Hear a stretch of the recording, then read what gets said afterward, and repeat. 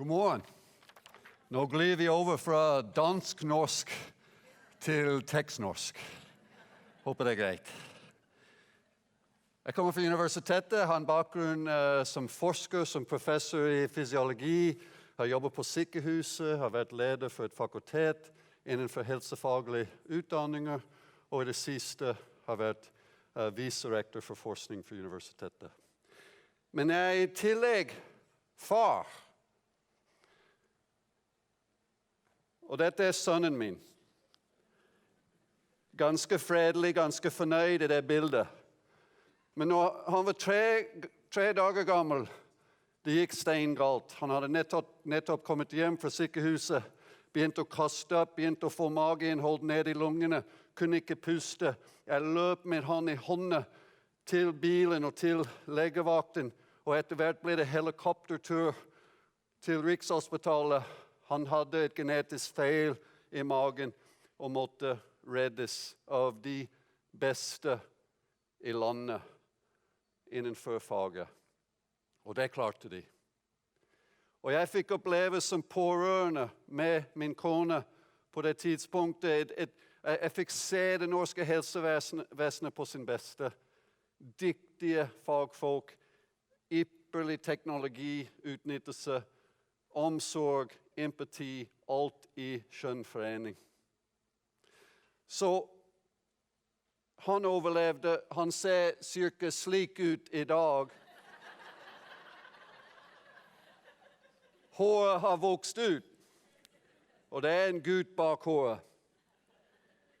Og jeg står her, og mitt forhold til det norske helsevesenet blir alltid et forhold basert på respekt for kunnskapen og det som leveres, evig takknemlighet og et ønske om å betale det fremover. Og så det var dette med betaling. Jeg betaler skatten min hvert år uten å klage ever. Men verden er i endring, og det påvirker Norge, og det påvirker vår ressurstilgang. Dette er verden i 1965, det året jeg var født.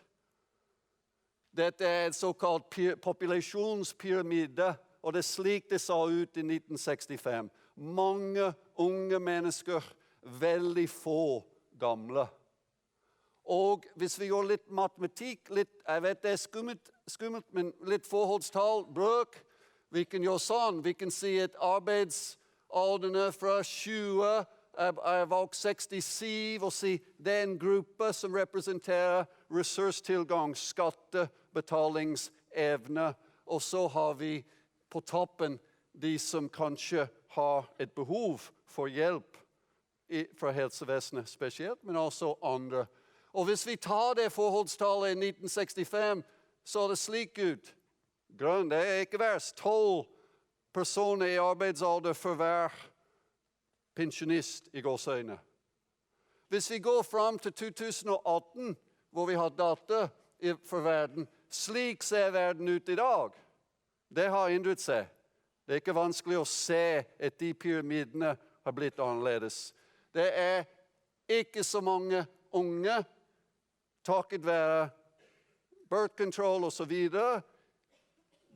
Det er flere eldre i verden, og det er en endring i dette forholdstall. Så hvis vi tar samme matematikkøvelse, nå for hele verden er vi på ca. 8 i arbeidsalderen per pensjonist.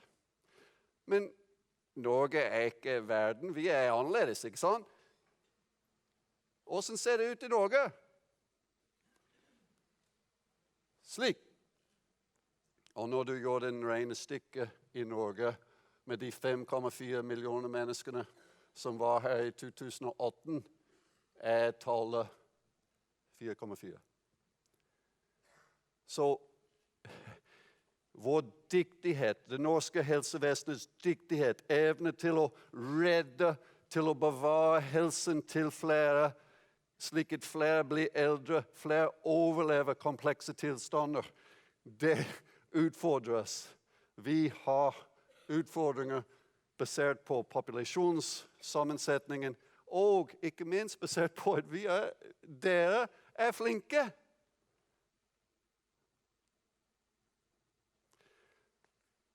Så det blir flere mennesker, som dere vet godt, både de med hvit hår, men også mange unge som vil trenge hjelp fremover. Det vet vi. Og betalingsevnen minker. Og det er slagordet til de som leder sykehusene og helsevesenet i dag. Vi må gjøre mer med mindre. Det er et vanskelig brøk å få til. Hvis dere skulle velge en kjenningsmelodi i kommunal Norge med de utfordringene som dere står overfor, hva hadde du valgt? Jeg har et forslag. Under pressure. Og du kan velge enten Queen-versjonen eller David Bowie-versjonen. Men uansett, jeg tror det er en rimelig bra beskrivelse for helsevesenet, men ikke minst for kommunal Norge. Det er undertrykk for å kunne levere det nivået med helsetjenester som vi har blitt vant til fremover. På fagspråket kaller vi dette her for a wicked problem. Og problemet er problemet, men hva gjør et problem til å bli wicked? Utrolig vanskelig. Vel, det er noen kjennetegn. Ofte er disse problemene skapt av de samme som skal løse dem. Og det gjelder oss. Vi har skapt noen av disse utfordringene, delvis fordi dere har vært dyktige. Det er mange stakeholdere involvert i de eventuelle løsningene som må komme. Pårørende, brukerne, akademikerne, næringsliv, offentlig sektor, you name it. Det er mange som har en mening, det er mange som har et bidrag å gi. Løsningen krever store investeringer, men ofte er det nettopp det som vi ikke har, er ressursene til å gjøre disse store omveltningene. Ofte er disse løsninger som trengs, de kan vanskelig testes uten å implementeres. Og da blir det som implementeres ikke alltid helt kvalitetssikre. Løsningene utløser nye problemer. Innenfor sikkerhet for eksempel, innenfor mange aspekter av avstandsoppfølging, som et eksempel. Og det er ikke en end på dette. Det er ikke et stopppunkt. Syklusen vil fortsette. E-helse er ikke noe som man sier, nå har vi implementert det. Nå er vi ferdige. Så det er et wicked problem, og det er det vi står overfor. Så hva er, jeg skulle gjort sånn, men hva er da universitetets rolle her? Hvordan skal et universitet, og spesielt det universitetet jeg representerer, hvordan skal vi walk the talk hvis vi mener at samskaping av kunnskap er vår visjon, og noe vi skal fasilitere for samfunnet. Og for oss, i de siste årene har vi jobbet frem til noe vi nå kaller for i4Helse. Vi vil gjerne som universitet fasilitere, være med på å bidra til den innovasjonssyklusen. Fra de gode ideene, altså de dårlige som kanskje må ryddes vekk, men fra idé gjennom involveringsprosesser og innovasjon og ut som implementerbare løsninger. Og det krever mye av oss som universitet. Vi har bygd dette bygget. Det er fortsatt litt arbeidsplass, men den er nesten ferdig. Og inni det bygget har det vært utrolig mye diskusjon om design og arkitektur, fordi vi inviterer inn Kommune Norge. Vi inviterer inn sykehuset. Vi inviterer inn privatsektoren og brukerne og studentene og forskerne. Alt i en smeltedigel som skal pushe innovasjonen fram. Grimstad kommune flytter 100 årsverk hjemmehelsetjenesten inn i bygget. De investerer i fremtiden. Sykehuset flytter 5 årsverk inn i bygget. Vi flytter representanter fra de store klingene som jobber med teknologier som helst relevant for oss og for dere. Digg inn klingen. Norwegian Smart Care Cluster for Rogaland. De skulle gjerne hatt dette selv, men de sier nå, vi samarbeider med dere. Vi vil ha folk inn der. Og hvorfor Grimstad? Vel, man kan gjøre seg, ja, men hvorfor ikke Kristiansand, og hvorfor ikke Oslo? I Grimstad har vi et ekosystem av teknologiforskere, innenfor mekatronikk, innenfor kunstig intelligens, innenfor IKT. Og så har vi helseforskning, utdanning innenfor sykepleie, vernepleie, psykisk helse. Og det er den kombinasjonen som for oss unik og gir oss en unik mulighet til å bidra, og faktisk bidra til tema og åpne opp for nye stemmer. Og vi mener absolutt at det innovasjonskunnskap som vi har bygd opp på den industrielle siden, ikke minst koblet til skipsfart, koblet til offshore, olje og gass, at det har betydning, de har noe å bidra. De kommer til oss og sier, la oss hjelpe, vi har en verktøykasse som dere kanskje har bruk for. Så disse i fysisk utforming og i organisatorisk utforming prøver vi å gjøre alt vi kan for at de kan samarbeide godt. Så for eksempel, hva har disse, den fellesnevner for dette økosystem og denne situasjonen? Er det et hav mellom de, bokstavelig, ingenting å lære av andre, eller er det noe?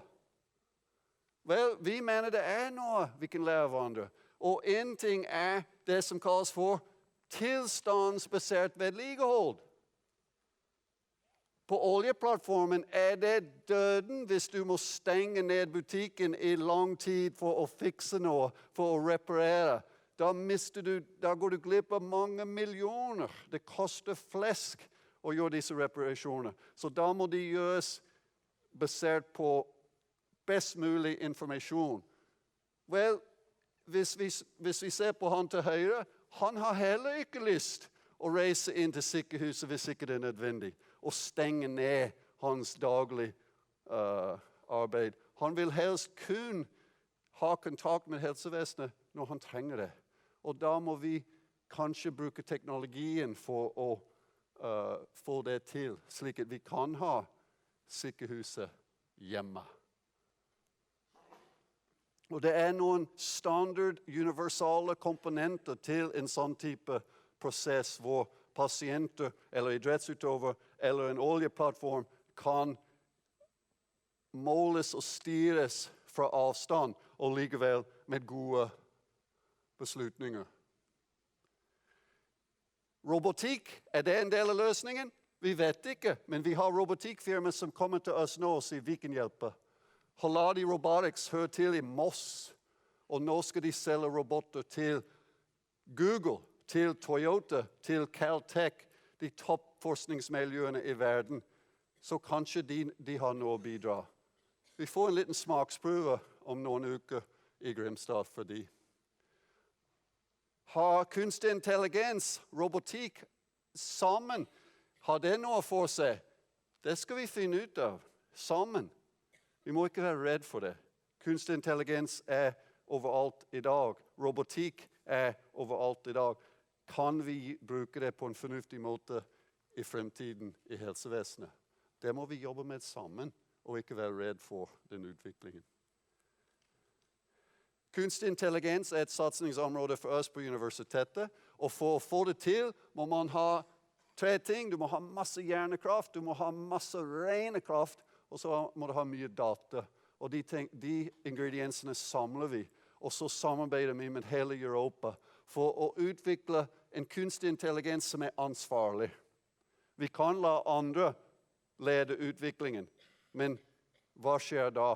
For hvis vi skal bruke kunstig intelligens inn i helse, vi vet at det krever en veldig ansvarlig holdning til pasientsikkerhet, data osv.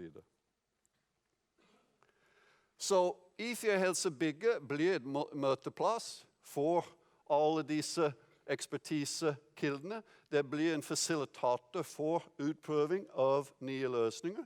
Vi må si noen gang nei, den løsningen funker ikke når vi tar det fra tegnebrettet og inn i reelle forhold, som vi kan simulere i bygget. Det blir en laboratorie for forskerne, og det blir ikke minst et læringssenter, hvor vi kan fasilitere implementering av etterprøvd løsninger. Og så vet vi at vi ikke er alene. Det er mange som jobber med dette, og vi er koblet til gjennom våre forskere til resten av verden, til Danmark, til andre land som fremmedstormende, som har de samme utfordringene. Og til sammen kan vi utvikle bedre løsninger. Vår organisasjonsmodell består av et senter for e-helse som var etablert for ca. 8-9 år siden. De jobber veldig med store prosjekter med internasjonale og nasjonale partnere, og de fortsetter. Men så har vi i tillegg, universitetet har etablert en AS, som kan være en akselerator, kan ta imot etterspørsler fra privatsektoren, koble de til det offentlige på en fornuftig måte. Og ikke minst, takket være en vertskommune, Grimstad kommune, vi har en brukerpulje som kan hjelpe oss til å teste ut disse løsningene under reelle forhold med de menneskene som faktisk skal bruke dem. Og så i midten utvikler vi et kompetansenettverk. Lav terskel inn til dette miljøet. Vi vil ha det inn. Og det AS-en, i4Helse, det som alle AS, vi har et styre, og det første oppgave for det styret har vært å vurdere og identifisere den første administrerende direktøren. Og det er med glede jeg kan si at hun sitter her, og jeg vil gjerne si velkommen til Inge Holm, som blir den første, eller den administrerende direktøren for i4Helse, og begynner 1. august.